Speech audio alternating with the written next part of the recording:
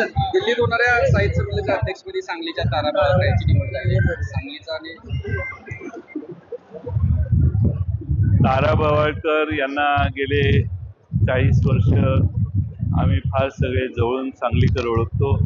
त्यांचं विशेष योगदान साहित्यात आहे आणि त्यांनी नेहमीच योग्य आणि खरी बाजू घेण्याचं काम आयुष्यभर केलेलं आहे. आम्हाला सगळ्यांना सांगलीकरांना आनंद आहे. मी त्यांच्या निवडीचं स्वागत मनापासून करतो. दिल्लीच्या मराठी साहित्य संमेलनाच्या अध्यक्षा म्हणून त्या आहेत. दिल्लीला हे मराठी साहित्य संमेलन होतंय आणि मराठीला अभिजात भाषेचा दर्जा मिळाल्यानंतर पहिलंच साहित्य संमेलन होतंय.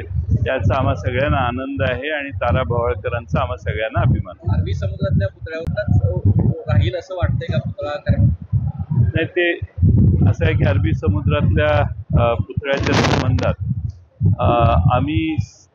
मीच त्या समितीचा अध्यक्ष होतो. ज्या पद्धतीनं पुतळा केलेला होता, टेक्निकल फिजिबिलिटी बघून सगळ्या व्यवस्था केलेल्या होत्या. पण नवं सरकार आलं आणि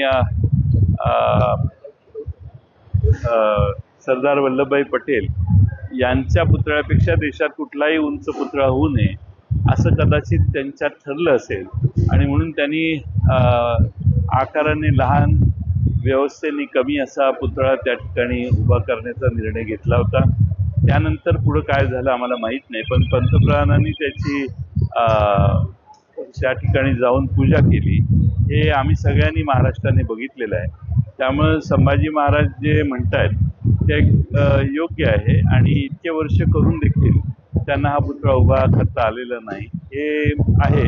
आणि जो उभा केला तोही पडला, म्हणून शिवाजी महाराजांच्या विचाराने हे सरकार चालत नाही हे आता स्पष्ट झाले. सांगलीमध्ये पवारसाहेबांच्या दौऱ्यातून नेत्यांनी, त्यामध्ये भाजपमधून काही दुसऱ्या गटातील नेत्यांनी भेट घेतलेली आहे. मात्र निर्णय तुमच्यावरती सोपवला आहे.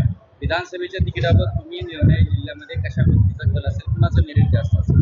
नाही, अनेक जण पक्षात येण्यासाठी इच्छुक आहेत. त्यांच्याशी बऱ्याच जणांची चर्चा चालू आहे, पण आमच्या निर्णयापर्यंत अजून आम्ही आलेलो नाही. आल्यावर मी तुम्हाला सांगेन. आपलं सरकार आलं तर आपण परत एकदा छत्रपतींचा पुतळा उभा करतो सांगितलं.